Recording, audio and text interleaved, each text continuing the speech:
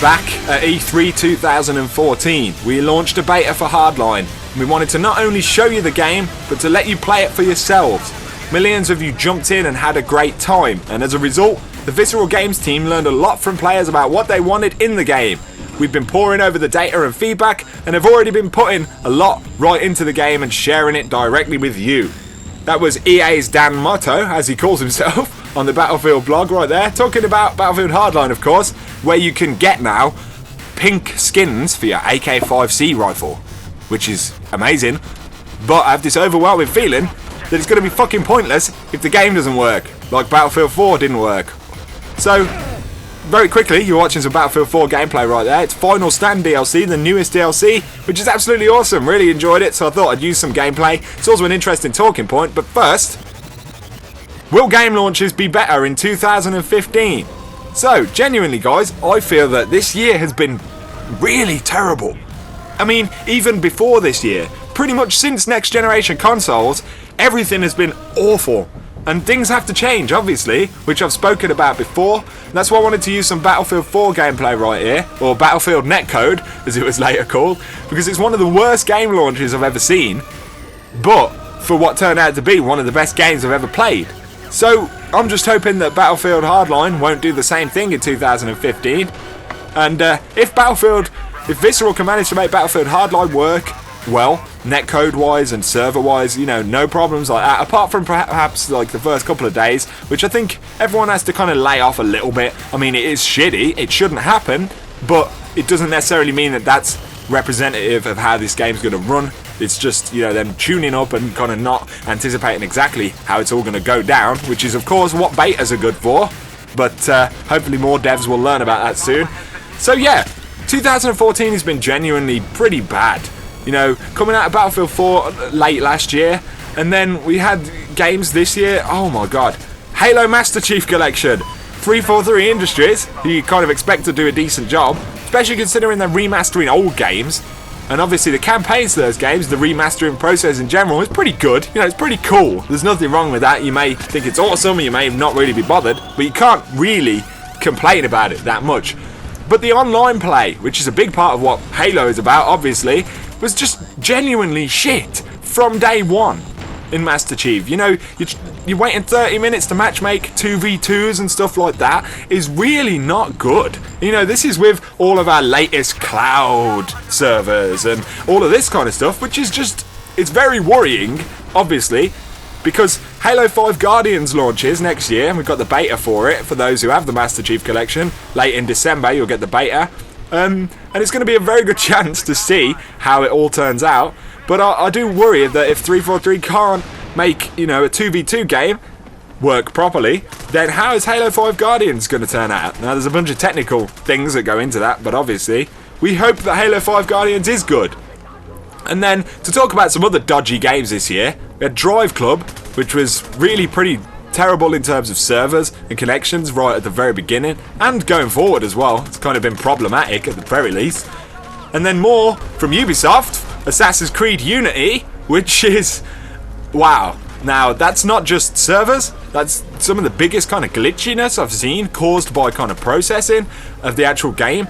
The frame rate drops, the floors without kind of models on them that you just fall through. Now, I mean, it kind of, I thought when I first heard about it, I thought, the frame rate's dropping a little bit, you know, people getting bummed out because it's 60 FPS and it's all these great graphics. And then when I actually saw it, I was like, oh, okay, this game does not work for so many people. And obviously, not been the same for everyone, but yeah. So, well, you know, we're having all these kind of massive problems. Also, Destiny, I will mention. Now, it doesn't come across as that terrible a game for everyone necessarily. Some people complained about the game itself and the content. But then, one thing that kind of flew under the radar more predominantly, for me, considering I like multiplayers, is kind of the lag. The game was just, is still just so laggy. And there's still a lot of people who can't connect. A lot of people who couldn't connect when it came out. And there's some people who really have major problems now connecting to the game. It's obviously to do with their connection and how it relates to that, you know, their servers. But if it works on other games, then it should work on Destiny.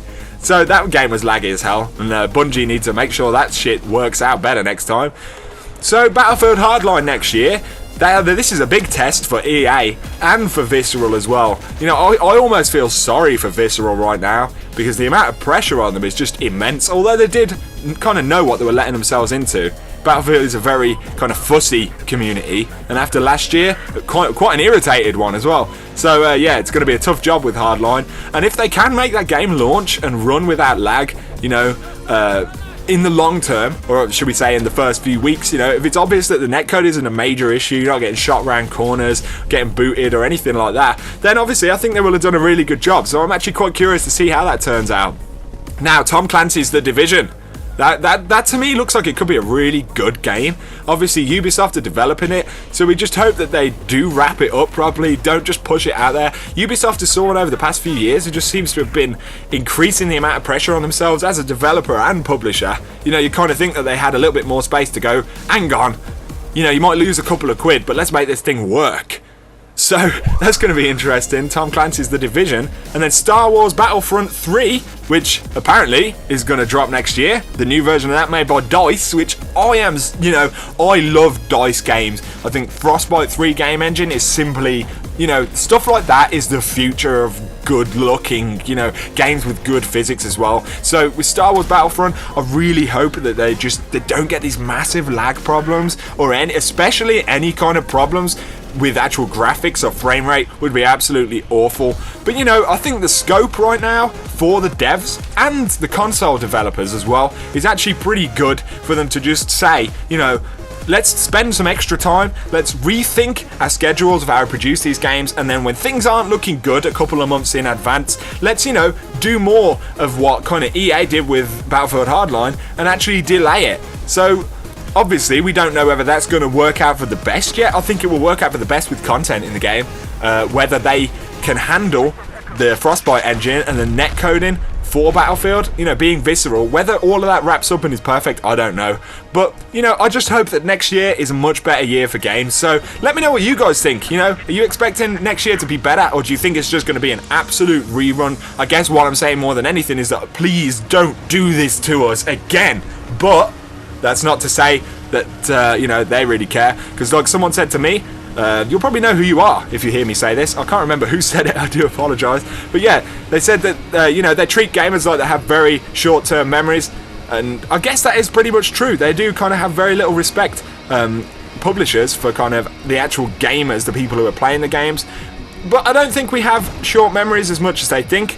What we are willing to do, unfortunately, is spend our money on pre-ordering games, which, you know, as long as we do that, we're kind of empowering them to do what they want, because we're coming back and going, it's okay, do some more. So anyway, guys, just wanted to do a bit of a topic. Now it's coming to the end of 2014, and I do believe, you know, it's genuinely been a terrible year for game launches. The worst I've seen, you know, for the amount of problems we've had in various games. So let me know what you guys think. Will next year be any better? What are your worst games of this year? What games do you think will be good or bad next year? Anyway, so thanks a lot for watching, guys. I hope you have enjoyed it, and if you have, please drop me a like and a comment down below. I'll really appreciate it. And if you are new to my channel, please do take a look at my content. I've got a lot of FPS content, such as Destiny, Battlefield, Titanfall, etc. You may enjoy it, so consider subscribing if you do. But anyway, have an absolutely awesome week, and peace out, guys. Goodbye.